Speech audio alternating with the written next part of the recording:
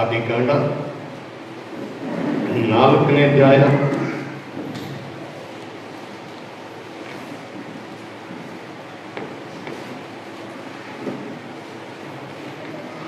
ಆದಿಕಾಂಡ 4ನೇ ಅಧ್ಯಾಯ ವಚನ 8ರಿಂದ 11.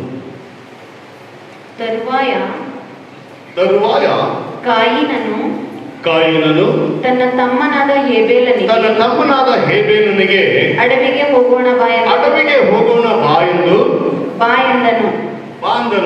ಅಡವಿಗೆ ಬಂದಾಗ ಕಾಯಿನನು ತನ್ನ ತಮ್ಮನ ಮೇಲೆ ಬಿದ್ದು ಅವನನ್ನು ಕೊಂದನು. ಯೆಹೋವನು ಕಾಯಿನನನ್ನು ನಿನ್ನ ತಮ್ಮನಾದ ಹೇಬೇಲನು ಎಲ್ಲಿ ಎಂದು ಕೇಳಲು ಅವನು ನಾನರಿಯೆ, ನನ್ನ ತಮ್ಮನನ್ನು ಕಾಯುವವನು ನಾನು ಎಂದು ಉತ್ತರಕೊಟ್ಟನು. ಅದಕ್ಕೆ ಯೆಹೋವನು ನೀನು ಏನು ಮಾಡಿದಿ?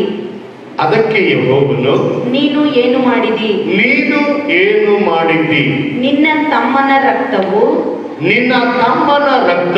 ಭೂಮಿಯ ಕಡೆಯಿಂದ ನನ್ನನ್ನು ಕೂಗುತ್ತದೆ. ಕೇಳು, ನೀನು ಸುರಿಸಿದ ನಿನ್ನ ತಮ್ಮನ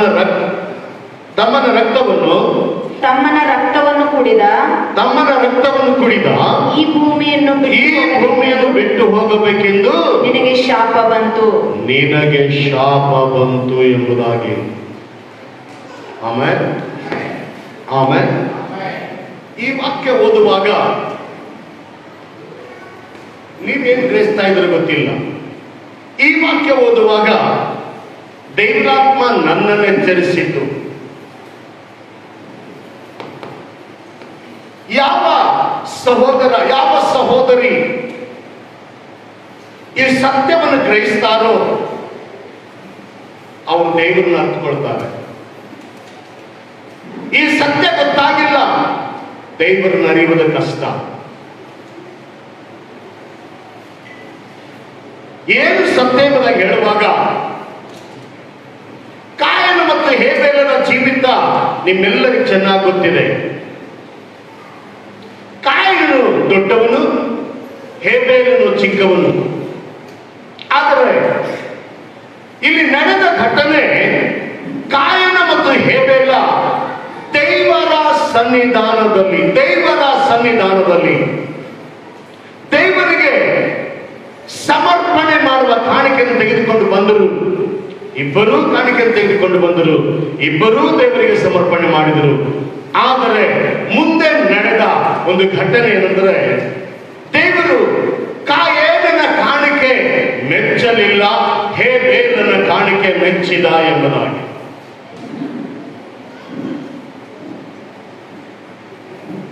ಯಾವಾಗ ಹೇಬೇಲನ ಕಾಣಿಕೆ ದೇವರು ಮೆಚ್ಚಿದನು ಅಂದ್ರೆ ಹೇಬೇಲನನ್ನ ದೇವರು ಪ್ರೀತಿಸಿದನು, ಹೇಬೇಲನನ್ನ ದೇವರು ಗುರುತಿಸಿದನು.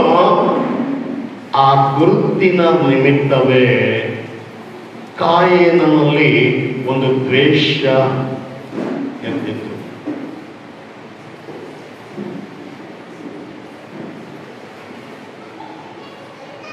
ಇಬ್ಬರು ಮರ ಹುಟ್ಟಿದವರೇ, ಇಬ್ಬರು ದೇವರಿಗೆ ಸ್ತೋತ್ರ ಹೇಳ್ತಾ ಇದ್ದಾರೆ, ಇಬ್ಬರು ದೇವರನ್ನು ಆರಾಧಿಸ್ತಾ ಇದ್ದಾರೆ, ಇಬ್ಬರು ದೇವರಿಗೆ ಸಮರ್ಪಣೆ ಮಾಡ್ತಾ ಇದ್ದಾರೆ, ಇಬ್ಬರು ದೇವರಿಗೆ ಕಾಣಿಕೆ ಅರ್ಪಿಸ್ತಾ ಇದ್ದಾರೆ.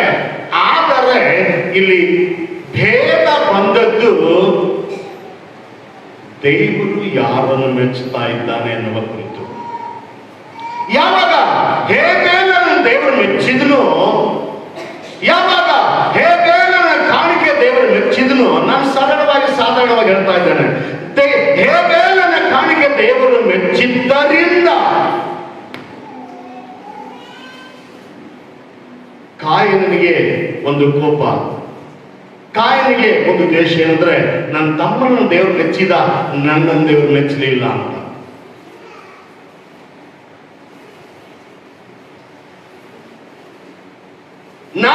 ನಾನ್ ದೇವ್ರ ಮೆಚ್ಚುಗೆ ಆಗ್ಬೇಕಾದ್ರೆ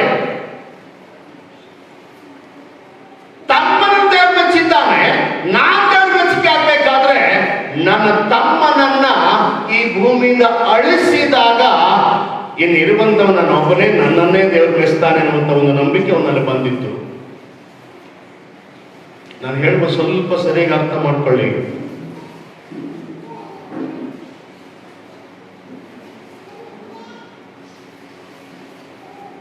ಕಾಯನನ ಉದ್ದೇಶ ನಾನು ದೊಡ್ಡವನು, ನನ್ನನ್ನು ದೇವರು ಮೆಚ್ಚಬೇಕು.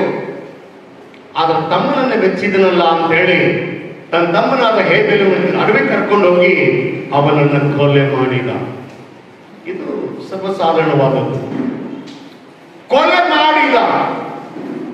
ಕೊಲೆ ಮಾಡುವುದರ ಹಿಂದೆ ಕಾಯನನ ಉದ್ದೇಶ, ಇವನು ಕೊಲೆ ಮಾಡಿದಾಗ ಇವನ ಜೀವಿತದ ಅಂತ್ಯ ಮುಕ್ತಾಯ ಎಂಬುದಾಗಿ ಕಾಯನನ ಒಂದು ಜ್ಞಾನದಲ್ಲಿತ್ತು.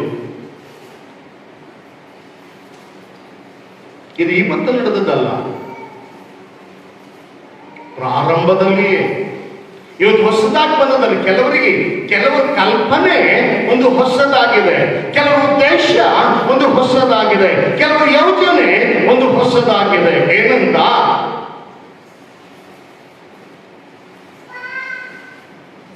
ಇವನನ್ನು ವೈದ್ಯನಲ್ಲ, ಇವನನ್ನು ಅಳಿಸಿದಾಗ ಮುಗಿದ ನಾನೇ ದೊಡ್ಡವನು ಎನ್ನುವಂತ ಜೀವಿತ ಅಳಿಸಿದಾಗಲ್ಲ, ದೇವರು ಮೆಚ್ಚಿದಾಗ.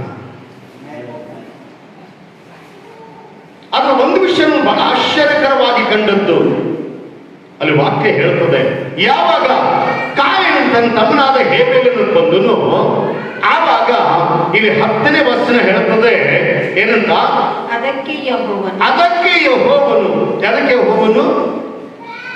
9ನೇ ವಚನ, ಯೆಹೋವನು ಕಾಯಿನನನ್ನು ನಿನ್ನ ತಮ್ಮನಾದ ಹೇಬೆಲನು ಎಲ್ಲಿ ಎಂದು ಕೇಳಲು ಅವನು ನಾನರಿಯೆ, ನನ್ನ ತಮ್ಮನನ್ನು ಕಾಯುವವನು ನಾನೋ ಎಂದು ಉತ್ತರ ಕೊಟ್ಟನು. ನನ್ನ ತಮ್ಮನನ್ನು ಕಾಯುವವನು ನಾನೋ ಎಂದು ಉತ್ತರ ಕೊಟ್ಟನು. ಅದಕ್ಕೆ ಯೆಹೋವನು,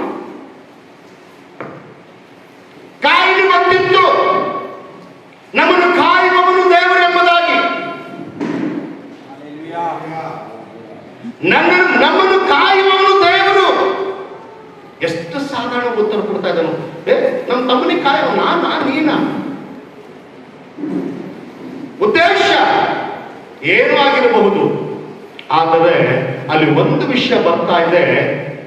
ಈ ಕಾಯನನ ಯೋಚನೆಯಲ್ಲಿ ತಮ್ಮನನ್ನ ಕೊಲೆ ಮಾಡಿದಾಗ, ತಮ್ಮನನ್ನ ಮರಣವನ್ನ ಅಪ್ಪಿಸಿದಾಗ ಮುಗಿಯಿತು ಎಂಬುದನ್ನು ಕಲಿಸ್ಕೊಂಡಿದ್ದಾನೆ.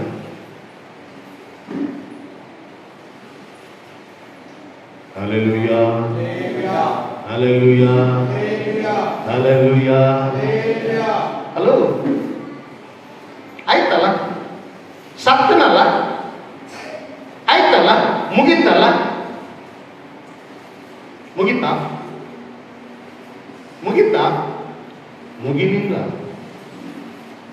ಮುಗಿಲಿಲ್ಲ. ಹಲೋ, ನನ್ನ ತಮ್ಮನ್ನು ಕಾಯುವವನು ನಾನು ಎಂಬುದಾಗಿ ಕೇಳುವಾಗ ಅಲ್ಲಿ ಮುಂದೆ 10ನೇ ವಚನದಾಗ ಹೇಳ್ತದೆ, ಅದಕ್ಕೆ ಯೆಹೋವನು ನೀನು ಏನು ಮಾಡಿದಿ? ನಿನ್ನ ತಮ್ಮನ ರಕ್ತವು ಭೂಮಿಯ ಕಡೆಯಿಂದ ನನ್ನನ್ನು ಕೂಗುತ್ತದೆ. ಎಲ್ಲಿ ಕೂಗ್ತಾ ಇದೆ? ಸ್ವಲ್ಪ ಚಪ್ಪಾಳೆ ಕಡೆ ದೇವರಿಗೆ ಹಿಡಿಸೋದ್ರಿಂದ ಇದರ ಅರ್ಥ ಈ ಶರೀರ ಮಾತ್ರ ಕೊಂದ್ರೆ ಕಂಪ್ಲೀಟ್ ಎಂಬುದಾಗಿ ನಿಲ್ಲಿಸಬೇಡಿ. ಜೀವ, ರಕ್ತದಲ್ಲೂ ಕೂಡ ಜೀವ ಇದೆ.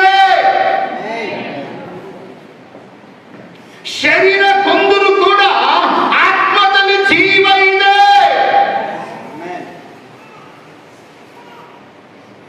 ಪ್ರಿಯ ದೇವ ಮಕ್ಕಳೇ, ಈ ಕ್ರಿಸ್ತಿಯ ಜೀವಿತದ ನಿಜ ಮರ್ಮ ಇದಾಗಿದೆ. ಏನು? ಶರೀರದ ಬದುಕು ಬದುಕಲ್ಲ, ಶರೀರದ ಜೀವನ ಅಲ್ಲ.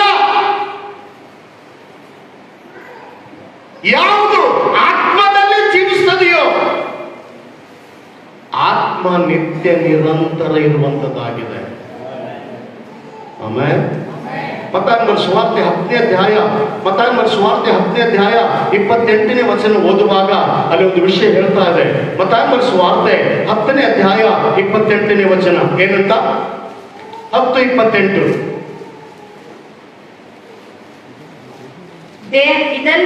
ಇದಲ್ಲದೆ ದೇಹವನ್ನು ಕೊಂದು ಎಲ್ಲರೂ ಹೇಳಿ ಏನ್ ಕೊಂದು? ಎಲ್ಲರೂ ಹೇಳಿ ಏನ್ ಕೊಂದು? ಇದಲ್ಲದೆ ದೇಹವನ್ನು ಕೊಂದು ಆತ್ಮವನ್ನು ಕೊಲ್ಲದವನಿಗೆ ಹೆದರಬೇಡಿರಿ. ಚಪ್ಪಾಳೆ ತಟ್ಟಿ ದೇವಿ ಸ್ತೋತ್ರ ಹೇಳ್ತೀರಾ? ಮರಣ ಕೇಳುವ ಭಯ ಆಗ್ತಾ ಇದೆ. ಯಾರಿಗೆ ಜೀವಾತ್ಮನ ವಿಷಯ ಅನುಭವ ಇಲ್ಲವೋ, ಯಾರಿಗೆ ಜೀವಾತ್ಮನ ವಿಷಯ ಗೊತ್ತಿಲ್ಲವೋ ಆ ವ್ಯಕ್ತಿ ಹೇಳ್ತಾನೆ ಮರಣವೇ ಕೊನೆ ಅಂತ.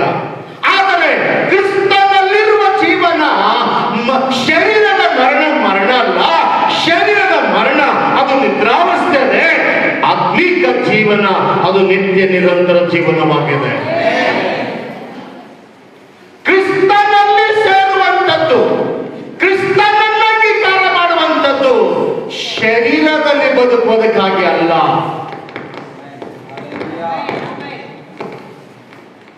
ಶರೀರ ಇದ್ದರೂ ಸಂತೋಷ,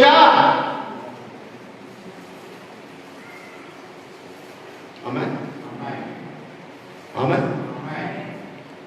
ಹಲೋ, ನಾನು ರಾತ್ರಿ ದೇವರಿಗೆ ಕೇಳಿದಾಗ ದೇವರು ಅನೇಕ ವಿಷಯಗಳನ್ನು ತೋರಿಸ್ದ.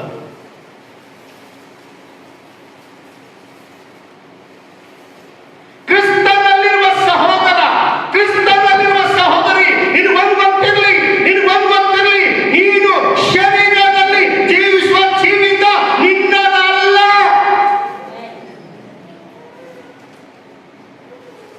ನಿನ್ನ ಶರೀರ ಯಾವಾಗ ಯೇಸುವನ್ನು ಅಂಗೀಕಾರ ಮಾಡಿ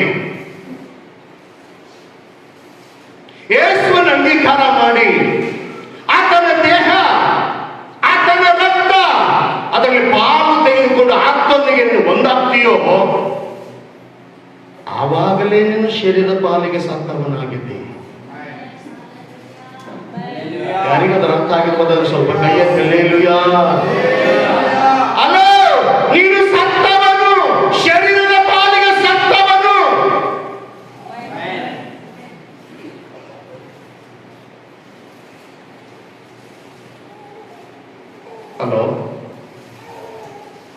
ಹಲೋ,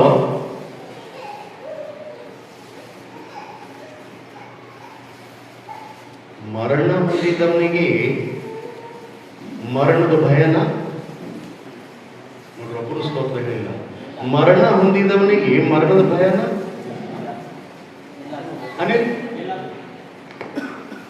ಅವ ಸತ್ತು ಡೆಡ್ ಬಾಡಿ ಬಿದ್ದ ಅಂತ ತಿಳ್ಕೊ, ನಾನೇನು ಕೊಲ್ತೆ ಅಂದ್ರೆ ಅವೇನಂತ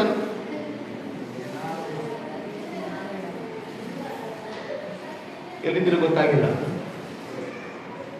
ಇದು ಈಗಾಗಲೇ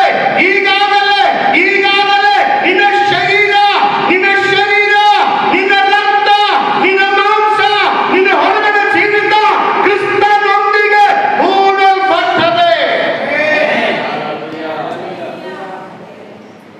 ಕ್ರಿಸ್ತನಲ್ಲಿ ಅವರಿಗೆ ಒಂದು ಗೊತ್ತಿರಲಿ, ನಾನು ಶರೀರದಲ್ಲಿ ಜೀವಿಸ್ತಾ ಇಲ್ಲ, ಈಗ ನಾನು ಬದುಕಿರ್ಬೇಕಾದ್ರೆ ಆತ್ಮದಲ್ಲಿ ಜೀವಿಸ್ತಾ ಇದ್ದೆ.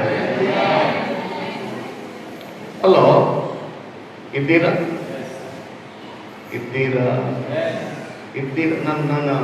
ನಾನು ಹೇಳುವಂಥದ್ದು ಎಷ್ಟು ಮಟ್ಟಿಗೆ ಅರ್ಥ ಆಗ್ತಾ ಇದೆ ಗೊತ್ತಿಲ್ಲ. ಯಾವಾಗ ನೀನು ಶರೀರದಲ್ಲಿ ನಾನು ಇಲ್ಲ, ನಾನು ಆತ್ಮಿಕ ಜೀವನದಲ್ಲಿ ಜೀವಿಸ್ತಾ ಇದ್ದೇನೆ ಅಂತ ಹೇಳುವುದಾದ್ರೆ ನಿನಗೆ ಮರಣದ ಭಯವಿಲ್ಲ.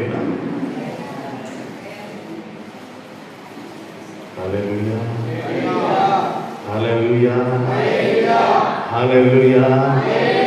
ದೀಕ್ಷಾ ಸ್ನಾನ ಅನ್ನುವುದರ ಗುರುತು ಆವತ್ತೇ ನೀನು ಸತ್ತಿದೀಯ, ಆವತ್ತೇ ನಿನ್ನ ಶರೀರ ಹೂಣಲ್ಪಟ್ಟದೆ, ಆವತ್ತೇ ನಿನ್ನ ಶರೀರ ಸಮಾಧಿ ಸೇರಿದೆ. ಯಾವಾಗ ಕ್ರಿಸ್ತನು ಪುನರುತ್ಥಾನ ಎದ್ದು ಬಂದನೋ ಆವತ್ತು ಆತ್ಮದಲ್ಲಿ ಬದುಕುವವನಾಗಿದ್ದೀಯಾ? ಇವತ್ತು ನಾನೇ ಪ್ರಶ್ನೆ ಕೇಳ್ತೀನಿ, ಎಷ್ಟು ಜನ ಆತ್ಮದಲ್ಲಿ ಬದುಕುವವರಾಗಿದ್ದೀರಾ? ಆತ್ಮದಾಗ ಬದುಕೋರ, ಶರೀರದಾಗ ಬದುಕೋರ? ಒಂದ್ಸಾರಿ ಕೈಗೆಳೆ ಹಲ್ಲೆಲೂಯಾ, ಹಲ್ಲೆಲೂಯಾ.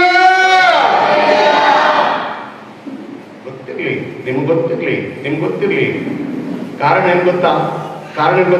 ಅಲ್ಲಿ ಹೇಬೆಲ್ ಕಾಯಿನ ಕೊಂದ, ಆದ್ರ ಸತ್ತೋದ ಅಂತ ಹೇಬೆಲ್ ಕಾಯಿನ ಅನ್ಕೊಂಡ, ನಮ್ ತಮ್ಮ ಸತ್ತೋದ ಅನ್ಕೊಂಡ. ಆದರೆ ಆ ಭೂಮಿಗೆ ಸುರಿಯಲ್ಪಟ್ಟ ರಕ್ತ, ಆ ಭೂಮಿಯನ್ನು ನುಂಗಿದಂತ ರಕ್ತ ಮಾತಾಡ್ತಾ ಇದೆ.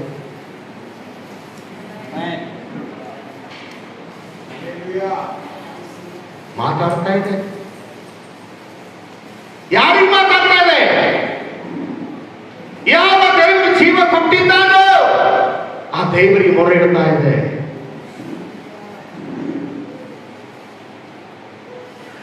ಹಲ್ಲೆಲೂಯಾ, ಹಲ್ಲೆಲೂಯಾ, ಹಲ್ಲೆಲೂಯಾ, ಹಲ್ಲೆಲೂಯಾ, ಹಲ್ಲೆಲೂಯಾ, ಹಲ್ಲೆಲೂಯಾ, ಹಲ್ಲೆಲೂಯಾ. ಎಷ್ಟು ಜನ ಹೇಳ್ತೀರಾ, ನಾನು ಕ್ರಿಸ್ತನೊಂದಿಗೆ ಸಿಲುಬೆ ಮೇಲೆ ಸತ್ತವನಾಗಿದ್ದೇನೆ? ನಿನ್ನೆ ನಾ ಜಂಗ್ಲರಿಗೆ ಹೋದ ಕೆಲವು ವಿಷಯ ಮಾತಾಡಿದೆ. ಹಲೋ,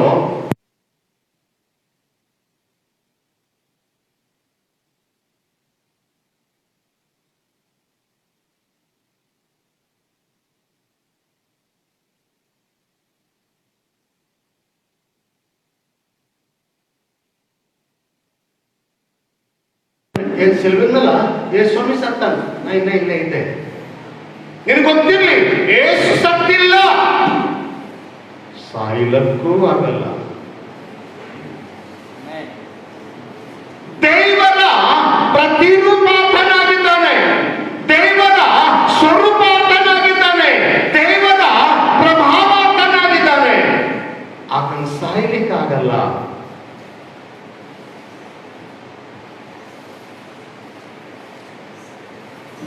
ಆದರೆ ಪಾಪಿಯಾಗಿರುವ, ಕೆಟ್ಟು ಹೋಗಿರುವ, ಕೆಲಸಕ್ಕೆ ಮಾಡ್ತಿರುವ ನನ್ನ ಶರೀರ, ನನ್ನ ಜೀವಾತ್ಮ ಆತನು ಹೊತ್ತುಕೊಂಡು ಕ್ರೂಜೆ ಕಂಬದಲ್ಲಿ ಹೋಗಿ ಆ ಕಷ್ಟ, ಆ ನೋವು, ಆ ಹಿಂಸೆ, ಆ ಭಯಂಕರ ಕಣ್ಣೀರು ಸಹಿಸಿಕೊಂಡು ಆತನ ಕ್ರೂಜೆಯಲ್ಲಿ ಅದನ್ನು ಜಜ್ಜಲ್ಪಟ್ಟ. ಆತನ ಕೆಲವರು ಕತೆ ಹೇಳಿದರು ನನಗಂತಲ್ಲ, ಒಬ್ಬ ಸೇವಕರು, ಒಳ್ಳೆ ಸೇವಕರು ಒಂದು ಪ್ರಸಂಗ ಮಾಡುವಾಗ ಒಂದು ಸಣ್ಣ ಉದಾಹರಣೆ ಹೇಳಿದರು. ಅಲೋ, ಒಬ್ಬ ತಂದೆಗೆ ಇಬ್ಬರು ಮಕ್ಕಳಿದ್ದರಂತೆ. ಎಷ್ಟು ಮಂದಿ? ಜೋರಾಗಿರ್ಬೇಕು. ಎಷ್ಟು ಮಂದಿ? ಇಬ್ಬರು ಮಕ್ಕಳಿದ್ದರಂತೆ. ಇಬ್ಬರು ಮಕ್ಕಳಿದ್ರು. ದೊಡ್ಡ ಮಗ ಒಳ್ಳೆ ಶಾಲೆ ಕಲಿತು ವಿದ್ಯಾವಂತ ಆದ. ಸಣ್ಣ ಮಗ ಶಾಲೆ ಕಲಿಯದೆ ಅನಾಥನಾಗಿ ಅವ ಲೋಕದ ವ್ಯವಹಾರದಲ್ಲಿ ಬಿದ್ದ. ಆ ದೊಡ್ಡ ಮಗ ಶಾಲೆ ಕಲಿತು ಒಳ್ಳೆ ಉದ್ಯೋಗ ಮಾಡಿ ಒಂದು ಸ್ಥಾನಕ್ಕೆ ಬಂದಿದ್ದ. ಅದು ಸಣ್ಣ ಮಗ ವಿದ್ಯೆ ಕಲಿಯದೇ ಇರುವುದರಿಂದ ಅನೇಕ ಲೋಕದ ವ್ಯವಹಾರಗಳಲ್ಲಿ ಸಿಕ್ಕೊಂಡು ಲೋಕದ ಕಾರ್ಯಗಳನ್ನು ಜೀವಿಸ್ತಾ ಇದ್ದ. ಯಾವಾಗ ಲೋಕದ ಕಾರ್ಯಗಳನ್ನು ಜೀವಿಸ್ತಾ ಇದ್ದನೋ ಆವಾಗ ಅವನ ಜೀವನದಲ್ಲಿ ಎಲ್ಲಾ ಕೆಟ್ಟತನ ತುಂಬಿಕೊಂಡವು. ಕೊಲೆ, ಮೋಸ, ಹಗೆತನ, ವ್ಯಭಿಚಾರ, ಕಳ್ಳಂಕಿ, ಲೋಕದಲ್ಲಿ ಏನೆಲ್ಲ ಅವನ ಜೀವನ ತುಂಬಿಕೊಂಡಾಗ ಒಂದ್ ದಿವಸ ಆತನು ಸುಮಾರು ಜನರಿಗೆ ಕೊಲೆ ಮಾಡಿದಾಗ ಪೊಲೀಸ್ ಬಂದು ಅವನಿಗೆ ಹಿಡ್ಕೊಂಡು ಹೋಯ್ತು ಕಸ್ಟಡಿ. ಪೊಲೀಸ್ ಸ್ಟೇಷನ್ ಇಂದ ಕೋರ್ಟಿಗೆ ಹೋಯ್ದರು. ಕೋರ್ಟ್ನಾಗ ಹೋಗಿ ನಿಂದಿರಿಸಿರಂತೆ. ಅದ್ರ ಕೋರ್ಟ್ನಾಗ ಆ ಜಡ್ಜ ಇವ್ರ ಸ್ವಂತ ಅಣ್ಣ. ಯಾರ ಸ್ವಂತ ಅಣ್ಣ? ಈ ಹುಡುಗನ ಸ್ವಂತ ಅಣ್ಣ. ಇವನಿಗೊಂದು ಆಸೆ, ಬಿಡೋ ನಮ್ಮ ಅಣ್ಣ ಜಡ್ಜನ ನನ್ಗೆ ನೋಡಿ ತಾನೇ ಕೊನೆಡು ಬಿಡ್ತಾನ.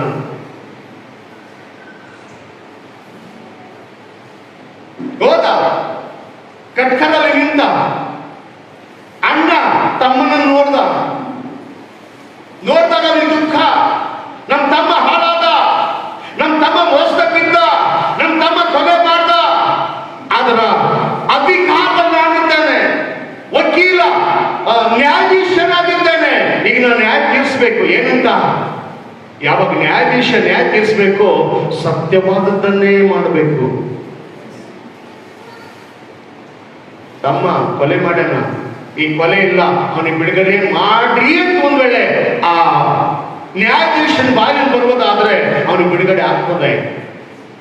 ಆದರೆ ಅವನು ನ್ಯಾಯಾಧೀಶ ಆ ಥರ ಮಾಡಲಿಲ್ಲ. ಹೇಳ್ದ, ಇವನು ಸುಮಾರು ಜನ ಕೊಲೆ ಮಾಡಿದ್ದಾನೆ, ಇವನನ್ನ ನಾಳೆ ಬೆಳಗ್ಗೆ 9 ಗಂಟೆಗೆ ಇವನನ್ನು ಗಲ್ಲಿಗೇರಿಸಿರಿ ಎಂಬುದಾಗಿ ಬರ್ದ. ಆವಾಗ ತಮ್ಮನಿಗೆ ಬಹಳ ಚಿಂತೆ ಇತ್ತು. ಏನಪ್ಪ, ಎಂತ ನಮ್ಮಣ್ಣ ಒಂದೇ ಕಡೆನವನು, ನನ್ನ ಜೊತೆ ಆಡಿದವನು, ನನ್ನ ಜೊತೆ ಊಟ ಮಾಡಿದವನು, ನಾನು ನನ್ನ ತಂದೆ ತಾಯಿ ಒಂದೇ ಆಗಿದ್ದೇವಲ್ಲ, ಆದ್ರೂ ಕೂಡ ನಮ್ಮ ಅಣ್ಣ ನನ್ನ ಮೇಲೆ ಕರುಣೆ ತೋರ್ಲಿಲ್ಲ, ಬಹಳ ಕೆಟ್ಟವ ಅಂತೇಳಿ ಕೋಪಗೊಂಡು ಜೈಲಲ್ಲೇ ಉಳ್ಕೊಂಡ. ಆದ್ರೆ ಅಣ್ಣನ ನಿದ್ರೆ ಬರಲಿಲ್ಲ. ಜಡ್ಜ್ಮೆಂಟ್ ಕೊಟ್ಟಿದ್ದ, ನನ್ನ ತಮ್ಮ ಕೊಲೆ ಮಾಡಿದ್ದಾನೆ, ಅವನಿಗೆ ಫಾಸಿ ಸಜಾಗ್ಬೇಕಂತ ಹೇಳಿ. ಹೇಳಿದ ಪ್ರಕಾರ ನಾಳೆ ಬೆಳಗ್ಗೆ 9 ಗಂಟೆಗೆ ಅವನ ಗಲ್ಲಿಗೆ ಇರಿಸೇಬೇಕು. ಎಲ್ಲ ಸಿದ್ಧತೆ ನಡೆಯಿತು. ರಾತ್ರಿಯೆಲ್ಲ ಸಿದ್ಧತೆ ನಡೆಯಿತು. ಅವನ ಆ ಕಡೆ ಜೈಲಲ್ಲಿದ್ದಾನೆ, ಕಸ್ಟಡಿಯಲ್ಲಿದ್ದಾನೆ, ಅವನ ಸುತ್ತ ಬೈಬಿಟ್ರಿದ್ದಾರೆ, ಪೊಲೀಸ್ ಕಾಯ್ತಾ ಇದೆ. ಆದರೆ ಅಣ್ಣ ವ್ಯಥೆ ಪಟ್ಟವನಾಗಿ ರಾತ್ರಿಯಲ್ಲಿ ನಿದ್ರೆ ಮಾಡಲಿಲ್ಲ. ನನ್ನ ತಮ್ಮನ ಬಿಡುಗಡೆಗೋಸ್ಕರ ನಾನು ಏನ್ ಮಾಡ್ಬೇಕು ಅಂತ, ಏನು ಮಾಡ್ಲಿಕ್ಕೆ ಗತಿನೇ ಇಲ್ಲ.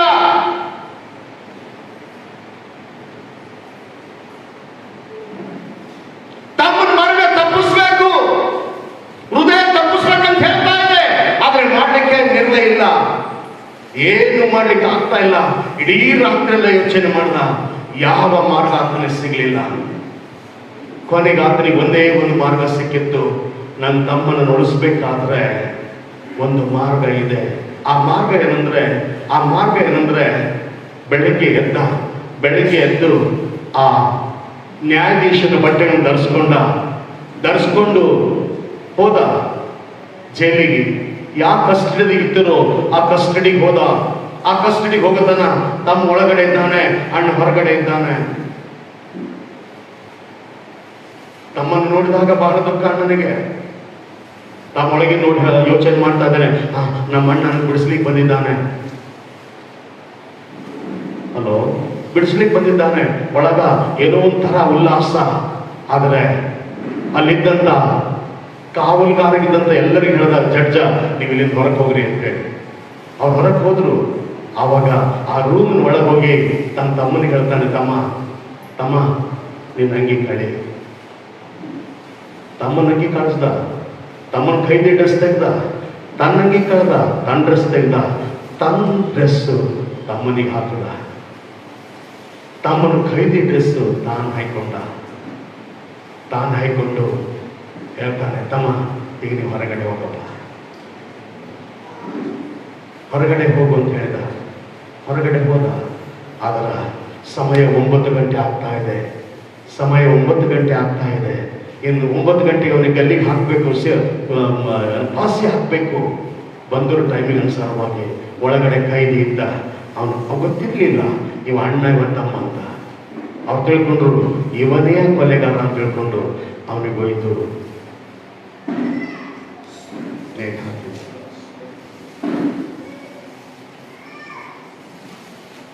ಸ್ವಲ್ಪ ಯೋಚನೆ ಮಾಡಿ. ಅಲ್ಲಿ ವ್ಯತ್ಯಾಸ ಆಗಿದ್ದು ಹೊರಗಣ ಡ್ರೆಸ್, ಕೈದಿ ಡ್ರೆಸ್ ಅಣ್ಣ ಹಾಕೊಂಡ, ಅಣ್ಣನ ನ್ಯಾಯಾಧೀಶನ ಬಟ್ಟೆ ತಮ್ಮ ಹಾಕೊಂಡು ಜೈಲಿಂದ ಹೊರಗೆ ಬಂದ. ಆದ್ರ ಅಣ್ಣ ನೇಣಿಗೆ ಗುರಿಯಾದ. ಇವತ್ತು ನಾನು ಹೇಳಲಿಕ್ಕೆ ಇಷ್ಟಪಡ್ತೇನೆ, ನಿನ್ನ ಶರೀರ, ನಿನ್ನ ಪ್ರಾಣ, ನಿನ್ನ ಜೀವಾತ್ಮ, ನಿನ್ನ ತಪ್ಪಿಗಸ್ತನಾಗಿರುವಂಥ ಶರೀರ, ಆ ಕ್ರಿಸ್ತನು ಪರಲೋಕದಿಂದ ಬಂದು ಅವನ ಶರೀರ, ಅವನ ಮಹಿಮೆ ಶರೀರ, ಅವನ ಪ್ರಭಾವದ ಶರೀರ ನಿನಗೊಪ್ಪಿಸಿ, ನಿನ್ನಲ್ಲಿರುವಂಥ ಕೈದಿಯ ಶರೀರ ಅವನು ಹೊತ್ಕೊಂಡು ಅವನು ಕ್ರೂಜೆ ಕಂಬ ಏರಿ ನಿನ್ನ ಸ್ಥಾನದಲ್ಲಿ ನಿನಗಾಗಬೇಕಾದ ಕ್ರೂಜೆಯಲ್ಲಿ ಅವನು ಕ್ರೂಜೆಗೆ ನೇತಾಡ್ತಾ ಇದ್ದಾನೆ.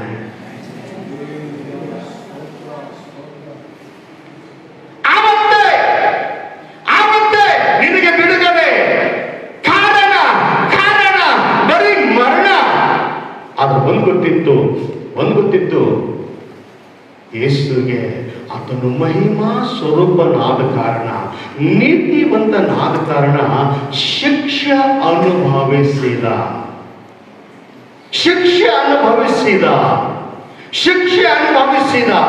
ನಿಂದೆ ಅನುಭವಿಸಿದ, ಅಪಮಾನ ಅನುಭವಿಸಿದ, ಚಾಟಿ ಏಟುಗಳನ್ನು ಅನುಭವಿಸಿದ, ಮುಖದ ಮೇಲೆ ಉಗುಳಿಸಿಕೊಂಡ, ಲೋಕ ಏನೆಲ್ಲ ಮಾಡಬೇಕಾಗಿತ್ತು ಅದೆಲ್ಲವನ್ನು ಅನುಭವಿಸಿದ. ಆದರೆ ಆತ ನೀತಿವಂತನಾದ ಕಾರಣ ಪಾತಾಳ ಆತನನ್ನು ಹಿಡಿಯದೇ ಹೋಯಿತು. ಚಪ್ಪಾಳೆ ತಟ್ಟದೇವರಿಗೆ ಸಮಾಧಿ ಆತನನ್ನು ಹಿಡಿಯದೇ ಹೋಯಿತು. ಅಪೊಸ್ತಲರ ಕೃತ್ಯ ಅಪೊಸ್ತಲರ ಕೃತ್ಯ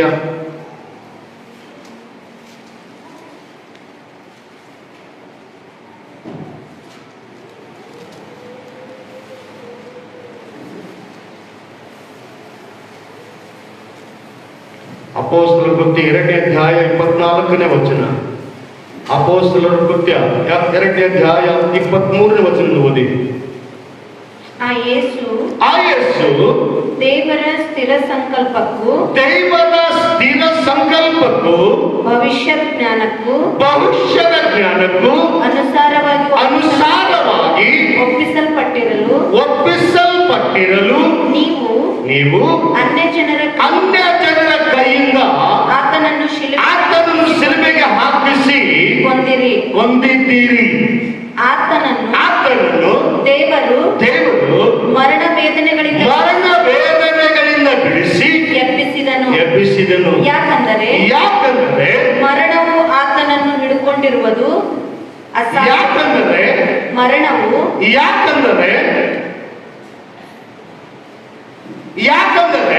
ಮರಣವು ಆತನನ್ನು ಹಿಡಿದುಕೊಂಡಿರುವುದು ಅಸಾಧ್ಯವಾಗಿತ್ತು. ಆತನು ದೇವಕುಮಾರನಾಗಿರುವುದರಿಂದ, ಆತನು ಪರಲೋಕದಿಂದ ಇಳಿದು ಬಂದವನಾಗಿರುವುದರಿಂದ ಆ ಪಾತಾಳ, ಆ ಸಮಾಧಿ, ಆ ಮರಣ ಆತನನ್ನು ಹಿಡಿಯದೆ ಹೋಯಿತು. ಹಲ್ಲೆಲೂಯಾ. ಕ್ರೈಸ್ತರಿಗೆ ಒಂದು ಕ್ಲೂ ಏನ್ ಗೊತ್ತಾ? ಕ್ರೈಸ್ತರಿಗೆ ಈ ಲೋಕದ ಬದುಕಸಲ ಕ್ರೈಸ್ತ ಜೀವಿತ ಅಲ್ಲ. ಈ ಲೋಕದ ಬದುಕಬೇಕಾಗಿರುವುದಾದರೆ, ಈ ಲೋಕದ ಉಸಿರಾಡಬೇಕಾಗಿರುವುದಾದರೆ ಅದು ಕ್ರಿಸ್ತನ ಉದ್ದೇಶಕ್ಕಾಗಿ, ಕ್ರಿಸ್ತನ ಚಿತ್ತಕ್ಕಾಗಿರುವಾಗ ಅದು ನಿನಗೆ ಸಹಾಯವಾಗುತ್ತದೆ. ಅದಕ್ಕೆ ಬರ್ತಾನೆ ದಾವೀದನು, ಪೌಲನು ಹೇಳ್ತಾನೆ, ನಾನು ಬದುಕಿರುವುದಾದರೂ ಕ್ರಿಸ್ತನಿಗಾಗಿ, ಸಾಯುವುದಾದರೂ ಕ್ರಿಸ್ತನಿಗಾಗಿ. ಇವತ್ತು ನಾನು ಹೇಳಲಿಕ್ಕೆ ಇಷ್ಟಪಡ್ತೇನೆ, ಕ್ರಿಸ್ತನಲ್ಲಿರುವವರು ಮರಣದ ಭಯ ಜಯಿಸುವವರಾಗಿರಬೇಕು. ಯಾಕೆ ಯಾವಾಗ ನೀನು ಕ್ರಿಸ್ತನ್ ಒಪ್ಪಿಕೊಂಡಿಯೋ, ಆ ರೋಮಾಪುರದಲ್ಲಿ ಬರೆದ ಪತ್ರ ರೋಮಾಯ 6ನೇ ಅಧ್ಯಾಯದಲ್ಲಿ ನಾವು ಬರುವಾಗ ಅಲ್ಲಿ ಒಂದು ವಿಷಯ ಹೇಳ್ತದೆ. ರೋಮ 6:3ನೇ ವಚನದಿಂದ, ರೋಮ 6:3ನೇ ವಚನ. ಕ್ರಿಸ್ತ ಯೇಸುವಿನಲ್ಲಿ ಸೇರುವುದಕ್ಕೆ ದೀಕ್ಷಾಸ್ನಾನ ಮಾಡಿಸಿಕೊಂಡವರಾದ ನಾವೆಲ್ಲರೂ ಆತನ ಮರಣದಲ್ಲಿ ಪಾಲು ಎಲ್ಲಿ? ಯಾರ ಮರಣದಲ್ಲಿ? ನಿನ್ನ ಮರಣ ಇವತ್ತಲ್ಲ, ಮರಣ ಆಗಿ ಹೋಗಿದೆ. ನೀನು ಬಂದು ಬರ್ತಿರ್ಲಿ, ನೀನು ಬಂದು ಬರ್ತಿರ್ಲಿ, ನೀನು ಬಂದು ಬರ್ತಿರ್ಲಿ, ಎಂದಾದರೂ ಈ ದೇಹ, ಈ ಶರೀರ ಬಿಡಲೇಬೇಕು. ನೀನು ಕ್ರೈಸ್ತನಾದರೂ ಸರಿ, ನೀ ಅನ್ಯನಾದರೂ ಸರಿ. ಯಾರಾದ್ರೂ ಅನ್ಯರು ಹಂಗೆ ಇರ್ತಾರಂದ್ರೆ ಇರ್ಬೋದಾ? ಇರ್ಬೋದಾ? ಇಲ್ಲ. ಕ್ರೈಸ್ತರಿಗೆ ಸಾವಿದೆ, ಅನ್ಯರಿಗೆ ಸಾವಿಲ್ಲಲ್ಲ? ಇಲ್ಲ. ಮಾತಾಡೋಕ್ಕೂ ಧೈರ್ಯ ಇಲ್ಲ. ಸಾವಿದೆ ಅಲ್ಲ, ಇದೆ. ನೀನು ಕ್ರೈಸ್ತನಾದ್ರೂ ಮರಣ ಹೊಂದಲೇಬೇಕು, ಅನ್ಯನಾದ್ರೂ ಮರಣ ಹೊಂದಲೇಬೇಕು. ಆದ್ರೆ ಒಂದು ಗೊತ್ತಿರಲಿ, ನಿನಗೆ ನಿತ್ಯ ಜೀವ ಇದೆ. ನಿನಗೆ ನಿತ್ಯ ಜೀವ ಇದೆ. ಮರಣ ಬಂದರು ನೀ ಅನ್ಕೋ, ಇದು ಪೈಲೇನೆ ಬಂದು ಹೋಗಿದ್ದಲ್ಲ.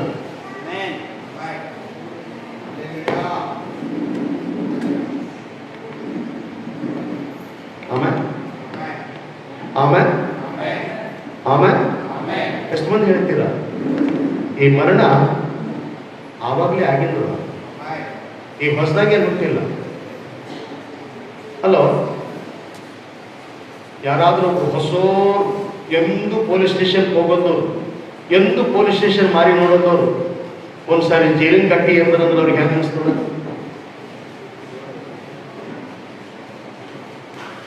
ಏನು ಅನಿಸ್ತದ? ಭಯ್ಯ, ಒಂದು 27 ಜೈಲಿಗೆ ಹೋಗಿ ಹೊರಗೆ ಬಂದರು, ಏನು ಅನಿಸ್ತು?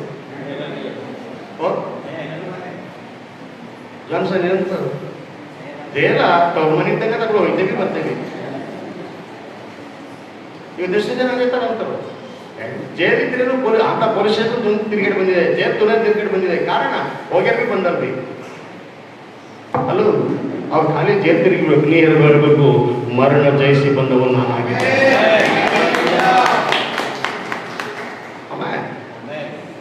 ಆಮೇಲೆ ಕೆಲವೊಂದು ವಿಷಯ ನೋಡುವಾಗ ನನಗೆ ಬಹಳ ಆಶ್ಚರ್ಯ ಅನಿಸ್ತು. ಕೆಲವೊಂದು ವಿಷಯಗಳು ನೋಡಿದಾಗ ಬಹಳ ಆಶ್ಚರ್ಯ ಅನಿಸ್ತು. ಅಲ್ಲೋ, ಹಳೆ ಬಡಬಡಿಕೆಯಲ್ಲಿ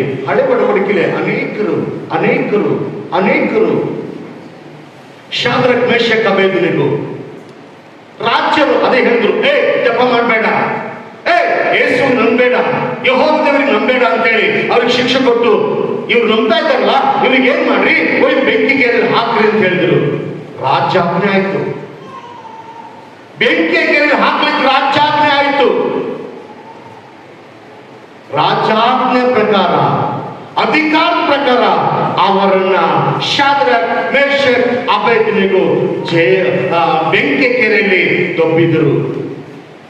ಆದ್ರೆ ಬೆಂಕಿ ಕೆರೆ ಒಳಗಡೆ ಹೋದಾಗ ಬೆಂಕಿ ಅವರನ್ನು ಮುಟ್ಟಲಿಲ್ಲ. ಆಜ್ಞೆ ಆಯ್ತು ರಾಜ್ಯಂದು, ದಾನಿಗಳಿಗಾದ ಇವ್ನು ಸಿಂಹದ ಗವಿದಾಗ ಹೋಗಿ ಹಾಕ್ರಿ, ಆಜ್ಞೆ ಆಯ್ತು ರಾಜ್ಯಂದು. ಸಿಪಾಯಿಗಳು ಹೋಗಿ ದಾನಿಯರನ್ನು ಸಿಂಹದ ಗವಿದಾಗ ನೋಡಿದ್ರು, ಆದ್ರೆ ಸಿಂಹ ಮುಟ್ಟಲಿಲ್ಲ. ಹಲ್ಲೆಲೂಯಾ, ಹಲ್ಲೆಲೂಯಾ, ಹಲ್ಲೆಲೂಯಾ, ಹಲ್ಲೆಲೂಯಾ. ಆದ್ರೆ ಒಂದು ವಿಷಯ ಹೇಳಕ್ ಇಷ್ಟಪಡ್ತಾನೆ, ಶಾದ್ರಕ್ ಮೇಷಕ್ ಅಬೇದ್ನೆಗೋ. ನನ್ ರಾತ್ರಿ ದೇವ್ರು ತೋರಿಸಿದ್ದು, ಶಾದ್ರಕ್ ಮೇಷಕ್ ಅಬೇದ್ನೆಗೋ ಅವ್ರ ಕಣ್ಣೆದುರ ಸುಡ್ಲಿಲ್ಲ, ಅವ್ರ ಕಣ್ಣೆದುರ ಮರಣ ಬರಲಿಲ್ಲ. ದೇವರು ಇವರೊಟ್ಟಿಗೆ ಇದ್ದಾನೆ ಅಂತೇಳಿ ರಾಜ್ಯ ಕೂಡ ನಂಬ್ದ.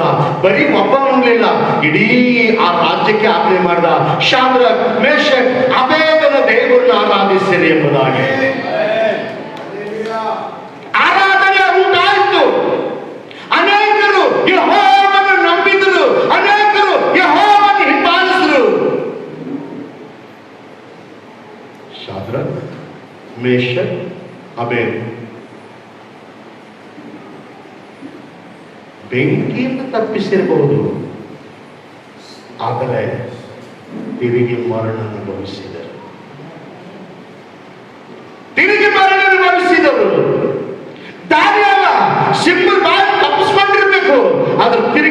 ಅನುಭವಿಸಿದ.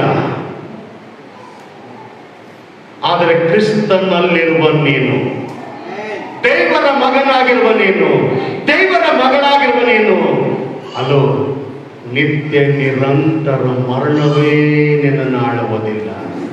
ಸ್ವಲ್ಪ ಚಪ್ಪಾಳೆ ತಟ್ಟೇವೆ. ಮರಣ ನಿನ್ನನ್ನು ಆಳುವುದಿಲ್ಲ, ಮರಣದಿಂದ ಅಧಿಕಾರ ಮಾಡುವುದಿಲ್ಲ. ನಿತ್ಯ ನಿರಂತರ ಜೀವನ ಕ್ರಿಸ್ತನಲ್ಲಿರುವವರಿಗೆ ನಿತ್ಯ ನಿರಂತರ ಜೀವನ. ಮರಣ ಅನ್ನುವಂತ ಶಬ್ದನೇ ಅಲ್ಲಿಲ್ಲ. ಕಾಣ್ಬೋದು ದೇಹದ ಮರಣ, ದೇಹದ ಮರಣ ಒಂದು ಸಾರಿ ಕಾಣ್ತದೆ. ಆದರೆ ಆತ್ಮಿಕ ಜೀವನದಲ್ಲಿ ನಿತ್ಯ ನಿರಂತರ ಜೀವಿಸುವಂತ ಜೀವನ ನಾವು ಕಾಣ್ತಾ ಇದ್ದೇವೆ. ನನಗೊಂದು ಆಶ್ಚರ್ಯ ತಂದಿದ್ದು ಏನು ಗೊತ್ತಾ? ಈ ಕ್ರಿಸ್ತನಲ್ಲಿರುವ ಪ್ರತಿಯೊಬ್ಬ ಸಹೋದರ, ಕ್ರಿಸ್ತನಲ್ಲಿರುವ ನಂಬಿರುವ ಪ್ರತಿಯೊಬ್ಬ ಸಹೋದರ ಒಬ್ಬನ ಪುನರುತ್ಥಾನದಿಂದ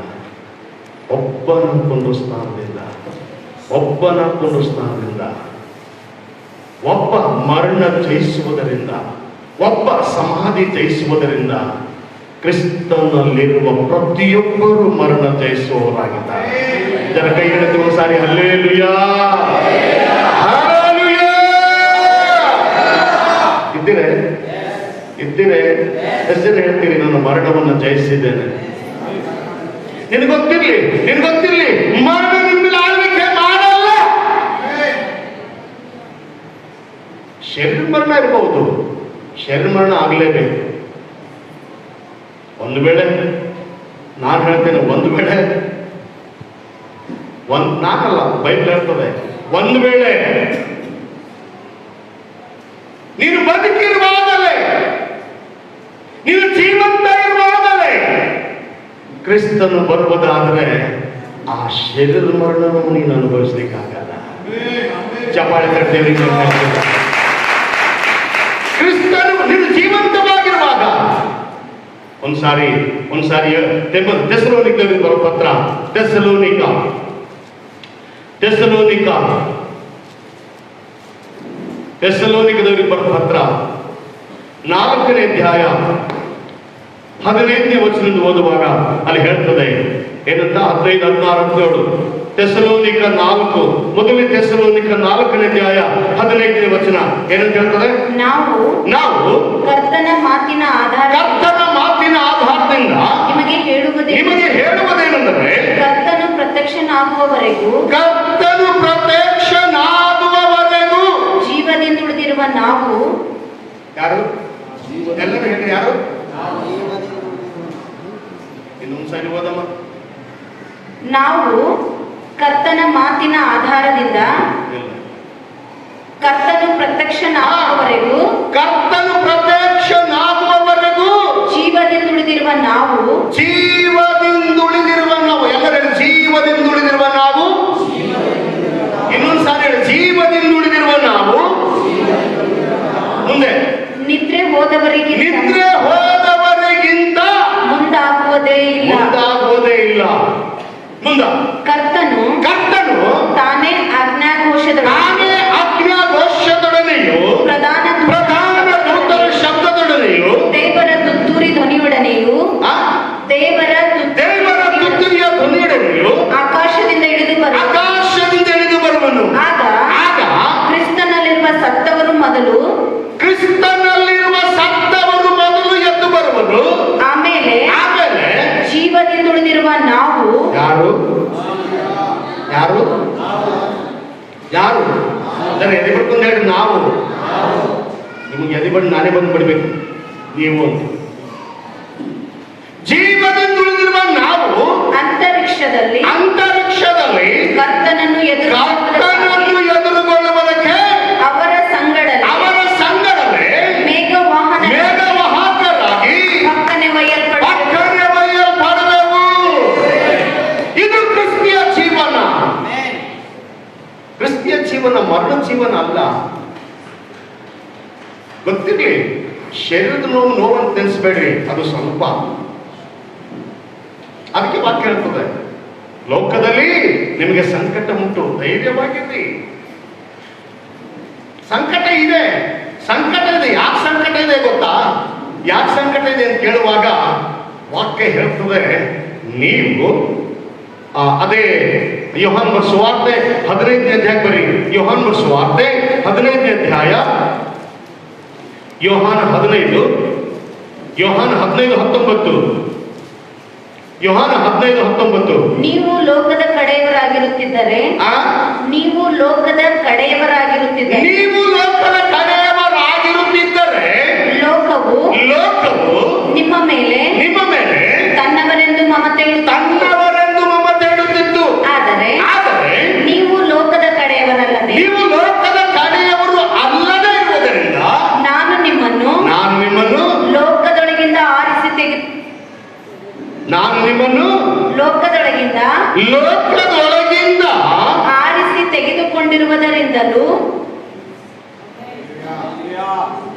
ಹಲೋ, ನೀವು ಬಂದ್ರೆ ದೇವ್ರು ಆರಿಸ್ಕೊಂಡ. ನಿಮ್ಗೆ ಎಷ್ಟು ಮಂದಿ ಹೇಳ್ತೀರಿ ದೇವ್ರು ನನಗೆ ಆರಿಸ್ಕೊಂಡ? ದೇವ್ರು ಆರಿಸ್ಕೊಂಡ, ನೀವು ಬಂದಿರ ಯಾರು ದೇವ್ರು ಆರಿಸ್ಕೊಂಡ? ನಮ್ಮ ಕೈ ತೋರಿಸಿ ನನ್ನ ದೇವ್ರು ಆರಿಸ್ಕೊಂಡು ನಾ ಬರಲಿಲ್ಲ, ದೇವರೇ ನನಗೆ ಆರಿಸ್ಕೊಂಡಿದ್ದಾನೆ. ಆಮೇಲೆ ಮುಂದೆ ನಿಮ್ಮನ್ನು ಲೋಕದೊಳಗಿಂದ ಆರಿಸಿ ತೆಗೆದುಕೊಂಡಿರುವುದರಿಂದಲೂ ಲೋಕವು ನಿಮ್ಮ ಮೇಲೆ ದ್ವೇಷ ಮಾಡುತ್ತದೆ.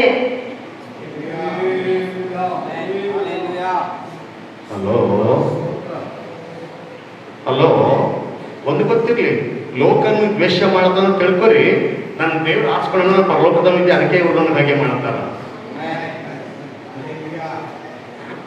ಅಲ್ವಾ?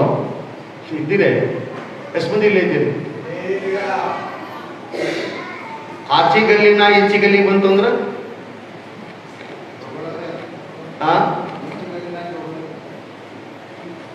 ಯಾಕೋ ಬಿಡುಗಪ್ಪ ಕುಂತ್ರಿ. ಆಚೆಗಲ್ಲಿನ ಈಚೆಗಲ್ಲಿ ಬಂತು ಅಂದ್ರೆ ಬಂದಿನ ಬೊಗಳ್ತದ, ಇನ್ನು ಇಲ್ಲಿಂದ ಬೊಗಳ್ತದ. ಇವ್ರಿಗೇನು ಗೊತ್ತಿಲ್ಲ ಪಾಪ ನೋಡೇಲಿ. ಕಾರಣ ಇದು ನನ್ನ ಗಲ್ಲಿ, ಇದು ನನ್ನ ಏರಿಯಾ, ಇದು ನನ್ನ ಮನಿ.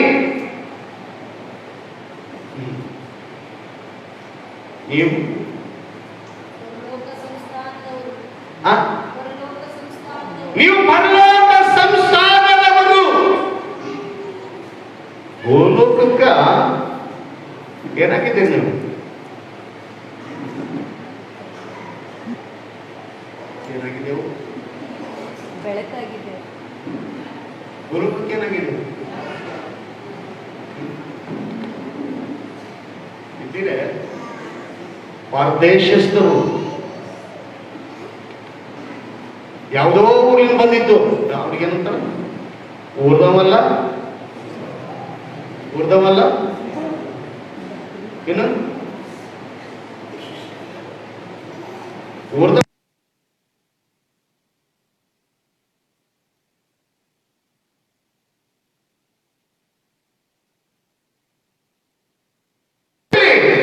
ನಿನ್ ಗೊತ್ತಿರ್ಲಿ, ಇವ್ರು ಹಾಗೆ ಮಾಡತ್ತಾರ ಅಂದ್ರೆ ನಿನ್ ಗೊತ್ತಿರ್ಲಿ.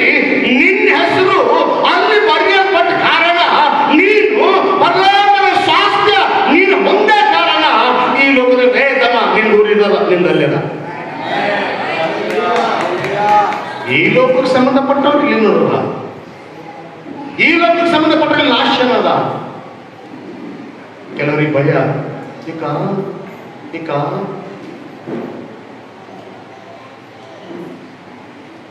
ಯೇಸುಸ್ವಾಮಿ ನಂಬಿದ ಕಾರಣ ಮಂದಿ ನಮ್ಗ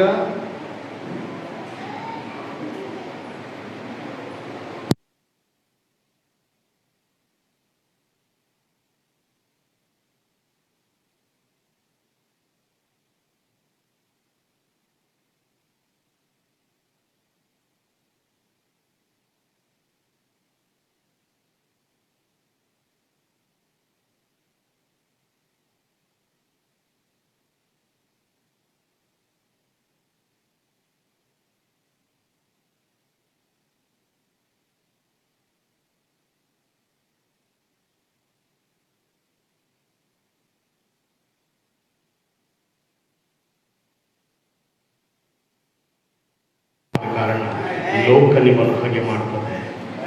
ಏನಂತ ಯೋಹನ ಸುವಾರ್ತೆ 15ನೇ ಅಧ್ಯಾಯ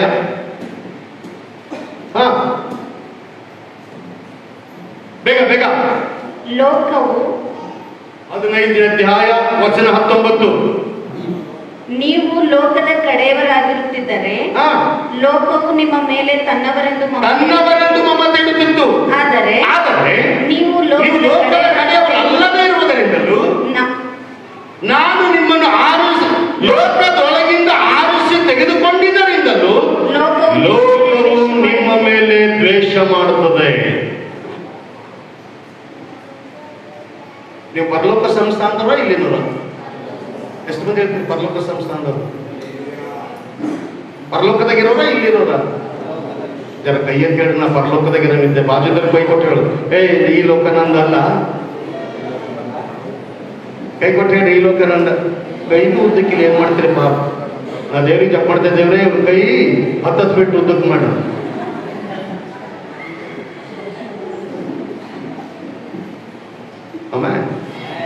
ಆಮೇಲೆ ನಾ ಹೇಳೋದ್ರ ಅರ್ಥ, ನಾ ಹೇಳೋದ್ರ ತಾತ್ಪರ್ಯ, ಕ್ರಿಸ್ತನಲ್ಲಿರುವ ಯಾರೇ ಆಗಿರಲಿ ಕಷ್ಟದ ಯೋಚನೆ ಮಾಡಬೇಕಾಗಿಲ್ಲ, ಮರಣಕ್ಕೆ ಭಯಪಡೋ ಆಲೋಚನೆ ಬೇಕಾಗಿಲ್ಲ. ಒಂದು ಸಾರಿ ಹೇಳಿ, ದೇವ್ರೆ ನೀನು ಆರಿಸ್ಕೊಂಡಿದೀಯ, ನಿನ್ನ ಚಿತ್ತ ನನ್ನಲ್ಲಿ ಪರಿಪೂರ್ಣವಾಗಿದೆ. ನನಗೆ ಭಾಳ ಆಶ್ಚರ್ಯದ ಉದ್ದೇಶ ಅವಗೊತ್ತಾ? ಪಾಸ್ಟರ್ ವಿನಯ್ ಅವರು ಈ ಪತ್ರಗಳ ಬಗ್ಗೆ ಪ್ರಸಂಗ ಮಾಡ್ತಾ ಇದ್ರು, ಪತ್ರಗಳ ಬಗ್ಗೆ ಟೀಚ್ ಮಾಡ್ತಾ ಇದ್ರು. ಆವಾಗ ಪೌಲನಿಗೆ ಆಯ್ತು, ಇವತ್ತು ರಾತ್ರಿನೂ ಮಾಡೋಣ, ಇವತ್ತು ರಾತ್ರಿನೂ ಕೊಲೆ ಮಾಡೋಣ ಅಂತ ಏನೆಲ್ಲ ಪ್ಲಾನ್ ಮಾಡಿಟ್ಕೊಡ್ತೀರಂತ. ಆದರೆ ದೇವರು ಅವನನ್ನ ಅಲ್ಲಿ ನೆತ್ತಿ ಮುಂದೆ ನಡೆಸ್ತಾ ಇದ್ದ. ಪೇತ್ರಯ್ಯ ಹಾಂದ್ರಿಗೆ ಸೆರೆಮನೆಗೆ ಹಾಕಿ ಇವತ್ತು ರಾತ್ರಿ ಕೊಲೆ ಮಾಡೋಣ ಬಾಗಿಲು ಮುಸಿದ್ರು. ಆದರೆ ಸಭೆಯವರು ಕೂತು ಪ್ರಾರ್ಥನೆ ಮಾಡುವಾಗ ಪರಲೋಕದ ದೇವದೂತ ಬಂದು ಬಾಗಿಲು ತೆರೆದ. ಪೇತ್ರಗೆ ಎಬ್ಸ್ಕೊಂಡು ಹೊರಗ್ತಾರಲ್ಲ, ತನ್ನ ಬೆಳಗಾಗಿ ಹೋಗಿ ನೋಡ್ತಾರ, ಪೇತ್ರ ಇದ್ದನಲ್ಲ ಅವ್ನಿಗೆ ಕೊಲೆ ಮಾಡಿದ್ರೆ ಕಟ್ಟಿದ್ದೆಲ್ಲ ನೋಡ್ತಾನೆ, ಒಳಗೆಲ್ಲ ಪೇತ್ರ ಎಲ್ಲಿ ಹೋದ? ಪುನಃ ದೇವರಾದ ಹೋಗಿ ಪ್ರಾರ್ಥನೆ ಮಾಡ್ತಾ ಇದ್ದಾನೆ.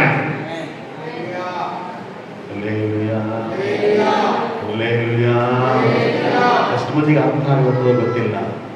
ಇವತ್ತು ನಾನು ಹೇಳಲಿಕ್ಕೆ ಇಷ್ಟಪಡ್ತೇನೆ, ಪ್ರಿಯ ದೇವರ ಮಕ್ಕಳೇ, ನಿಮ್ಗೆ ಗೊತ್ತಿರಲಿ, ನಿಜವಾದ ಕ್ರಿಸ್ತನಲ್ಲಿರುವ ಸಹೋದರ, ನಿಜವಾದ ಕ್ರಿಸ್ತನಲ್ಲಿರುವ ಸೇವಕಿ, ನಿನಗೆ ಗೊತ್ತಿರಲಿ, ನನಗೇನು ಬಂದರೂ ಚಿಂತೆ ಇಲ್ಲ, ನಾನು ಕರ್ತನಿಗಾಗಿ ಹೇಳಿದ್ದೇನೆ. ಆಮೆನ್, ಆಮೆನ್, ಹಲ್ಲೆಲೂಯಾ, ಹಲ್ಲೆಲೂಯಾ, ಹಲ್ಲೆಲೂಯಾ, ಹಲ್ಲೆಲೂಯಾ. ಮರಣನೇ ಎದುರಾದರು, ಲೋಕವೇ ಎದುರಾದರು, ನಿನಗೆ ಗೊತ್ತಿರಲಿ, ನಿನ್ನ ಜಯಿಸುವ ಸಾಮರ್ಥ್ಯ ಅದರಲ್ಲಿಲ್ಲ. ಮರಣ ನಿನ್ನ ಜಯಿಸುವುದಿಲ್ಲ, ಮರಣ ನಿನ್ನ ಕಾಲ್ ಕೆಳಗಡೆ ಇದೆ, ಸೋಲು ನಿನ್ನ ಕಾಲ್ ಕೆಳಗಡೆ ಇದೆ. ನಿನಗೆ ಸೋಲು ಆವರಿಸಿಕೊಳ್ಳುವುದಿಲ್ಲ, ಮರಣ ಆವರಿಸಿಕೊಳ್ಳುವುದಿಲ್ಲ. ಕ್ರಿಸ್ತನ ನಾಮದಲ್ಲಿ ನಿನಗೆ ಒಂದು ಜಯ ಇದೆ. ಹಲ್ಲೆಲೂಯಾ, ಹಲ್ಲೆಲೂಯಾ, ಹಲ್ಲೆಲೂಯಾ, ಹಲ್ಲೆಲೂಯಾ. ಎಷ್ಟು ಜನ ಹೇಳ್ತೀರಾ, ನಾನು ಕ್ರಿಸ್ತನಲ್ಲಿ ಜೀವಂತವಾಗಿದ್ದೇನೆ? ಇದ್ದೀರಾ? ಎಷ್ಟು ಮಂದಿ ಇದ್ದೀರಾ? ನಾನು ಕ್ರಿಸ್ತನಲ್ಲಿ ಜೀವಂತವಾಗಿದ್ದೇನೆ, ಇದ್ದೀರಾ? ಆಮೇಲೆ ನಿಮ್ಗೊಂದು ನಂಬಿಕೆ ಇದೆಯಾ? ಮರಣ ನನಗೇನು ಮಾಡ್ಲಿಕ್ಕಾಗಲ್ಲ. ಮರಣ ಬರ್ಬೋದು, ಕ್ಷಣಿಕ ಇರ್ಬೋದು, ಅದರ ಮುಂದಿನ ಮರಣ ಅದು ಅಗಾಧವಾದದ್ದಾಗಿದೆ, ಅದು ಭಯಂಕರವಾದದ್ದಾಗಿದೆ. ಅದಕ್ಕಾಗಿ ನಾನು ಹೇಳಲಿಕ್ಕೆ ಇಷ್ಟಪಡ್ತೇನೆ, ಕ್ರಿಸ್ತನಲ್ಲಿರುವವನು ಲೋಕದ ಈ ಕಷ್ಟ, ಲೋಕದ ಈ ಮರಣ, ಲೋಕದ ಈ ಕೇಡು, ಲೋಕದ ಈ ಬಂಧನಗಳಿಗಾಗಿ ನಾವು ಭಯಪಡೋ ಅವಶ್ಯಕತೆ ಇಲ್ಲ. ದೇವರ ವಾಕ್ಯ ಹೇಳ್ತದೆ, ಧೈರ್ಯವಾಗಿರ್ರಿ, ನಾನು ಲೋಕವನ್ನು ಜಯಿಸಿದ್ದೇನೆ. ಆಮೆನ್, ಆಮೆನ್, ಆಮೆನ್, ಆಮೆನ್, ಆಮೆನ್, ಆಮೆನ್. ಜಯ ನೀರು ಗಳಿಸಿಲ್ಲ. ಮೊನ್ನೆ ಅನಿಲ್ ಪಾಸ್ ಒಂದು ಮಾತು ಹೇಳಿದ್ರು, ಎಷ್ಟು ಮಂದಿ ನೆನಪದ ಗೊತ್ತಿಲ್ಲ. ಯಜಮಾನ ಹೋರಾಡಿ ಜಯ ಸಂಪಾದನೆ ಮಾಡ್ಕೊಂಡು ಬಂದಾಗ ಏನ್ ಮಾಡ್ತಾರೆ?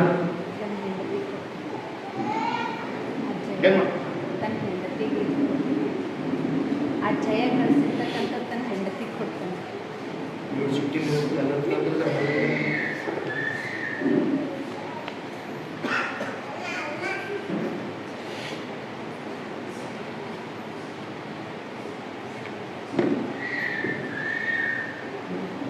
ಹೊಲ ಸಂಪಾದನೆ ಮಾಡ್ದ, ಹೊಲ ಖರೀದಿ ಮಾಡ್ದ ಅಂದ್ರೆ ಮೊದಲು ಯಾರಿಗೆ ತೋರಿಸ್ತಾರೆ? ಸಂಜು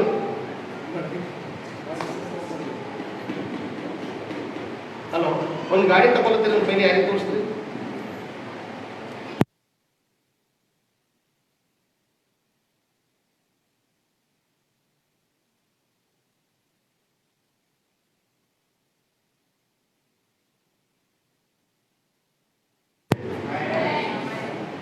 ಕ್ರಿಸ್ತ ಮರಣ ಜಯಿಸಿದ್ದಾನೆ, ಆ ಜಯ ನಿಮ್ಮ ಕೈಯಲ್ಲಿದೆ. ಕ್ರಿಸ್ತ ಲೋಕ ಜಯಿಸಿದ್ದಾನೆ, ಆ ಜಯ ನಿಮ್ಮ ಕೈಯಲ್ಲಿದೆ. ಒಂದು ಹೇಳಬೇಕು, ನಾನು ಕ್ರಿಸ್ತನಲ್ಲಿ ಜಯಶಾಲಿಯಾಗಿದ್ದೇನೆ. ಆಮೇಲೆ ಆಮೇಲೆ ಎಷ್ಟು ಮಂದಿ ಹೇಳ್ತೀರ ನಂಬಿಕೆಯಿಂದ ನಾನು ಜಯಶಾಲಿಯಾಗಿದ್ದೇನೆ? ಸ್ವಲ್ಪ ಎದ್ದು ನಿಂತ್ಕೊಳ್ತೀರಾ? ನಾನು ಕ್ರಿಸ್ತನಲ್ಲಿ ಜಯಶಾಲಿಯಾಗಿದ್ದೇನೆ, ನಾನು ಕ್ರಿಸ್ತನಲ್ಲಿ ಜಯಶಾಲಿಯಾಗಿದ್ದೇನೆ. ಸ್ತೋತ್ರ ಸ್ತೋತ್ರ ಸ್ತೋತ್ರ. ಒಂದು ಗೊತ್ತಿರಲಿ, ನೀನು ಮರಣ ಗೆದ್ದವನು. ಒಂದು ಗೊತ್ತಿರಲಿ, ಶರೀರದ ಮರಣ ಇವತ್ತು ಮುಂದೆ ಬರೋದಲ್ಲ, ಆಗಲೇ ಬಂದು ಆಗಿದೆ, ಆಗಲೇ ಸತ್ತವರಾಗಿದ್ದೇವೆ.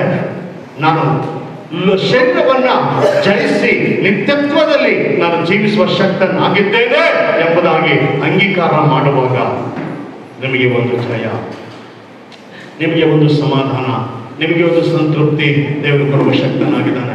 ಒಂದು ಸಾರಿ ದೇವರ ಸನ್ನಿಧಾನದಲ್ಲಿ ನಮ್ಮ ಕಣ್ಣುಗಳನ್ನು ಮುಚ್ಚಿಕೊಂಡು ಹೃದಯಗಳನ್ನು ತೆರೆದ ಕರ್ತನಿಗೆ ಹೇಳೋಣ, ದೇವರೇ,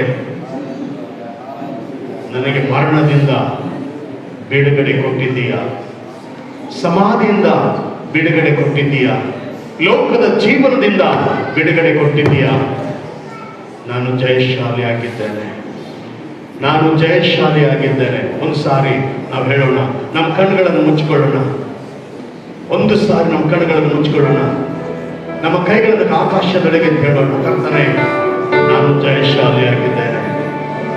ನಿನ್ನ ಮರಣದಲ್ಲಿ ನಮಗೆ ಜಯ ದೊರಕಿದೆ, ನಿನ್ನ ಪುನರುತ್ಥಾನದಲ್ಲಿ ನನಗೆ ಪುನರುತ್ಥಾನ ಇದೆ, ನಿನ್ನ ಪರಲೋಕದ ಮಹಿಮೆಯಲ್ಲಿ ನನಗೆ ಪರಲೋಕದ ಮಹಿಮೆ ಇದೆ, ನಿನ್ನ ಪ್ರಭಾವದಲ್ಲಿ ನನಗೆ ಪ್ರಭಾವ ಇದೆ ಅನ್ನುವಂಥವರು ನಂಬಿಕೆಯಿಂದ ಹೃದಯ ತೆರೆದು ನಿಮ್ಮ ಕಣ್ಣುಗಳನ್ನು ಮುಚ್ಚಿಕೊಂಡು ಕರ್ತನಿಗೆ ಮೊರೆಯಿಡುತ್ತಾ ಒಂದು ಸಾರಿ ಬಾಯಿಗಳಿಂದ ಅರಿಕೆ ಮಾಡ್ತಾ ಪ್ರಾರ್ಥನೆ ಮಾಡಿ. Praise God, hallelujah, glory we worship you lord Jesus, name of the glory, hallelujah, hallelujah, hallelujah, hallelujah, hallelujah, glory, glory, glory, glory, glory, glory, glory, glory, glory, glory. ಪ್ರಾರ್ಥಿಸಿ ಪ್ರಾರ್ಥಿಸಿ ಪ್ರಾರ್ಥಿಸಿ ಪ್ರಾರ್ಥಿಸಿ, ನಂಬಿಕೆಯಿಂದ ಪ್ರಾರ್ಥನೆ ಮಾಡಿ. ನಾನು ಕ್ರಿಸ್ತನಲ್ಲಿ ಜಯ ಸಾಧಕನಾಗಿದ್ದೇನೆ, ನಾನು ಕ್ರಿಸ್ತನಲ್ಲಿ ಬಿಡುಗಡೆ ಹೊಂದಿದವನಾಗಿದ್ದೇನೆ. ನನಗೆ ಯಾವ ಮರಣ, ಯಾವ ಸೋಲು, ಯಾವ ಕೇಡು ನನ್ನ ಮುಟ್ಟುವುದೇ ಇಲ್ಲ ಎಂಬುದಾಗಿ